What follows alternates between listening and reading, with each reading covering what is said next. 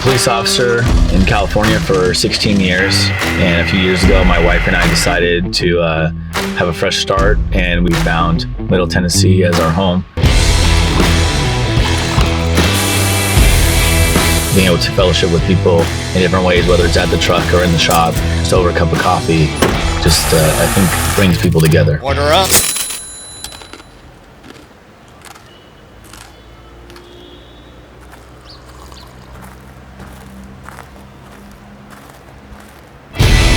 I'm Adam Sturgeon, and I'm the owner and operator of White Shepherd Coffee.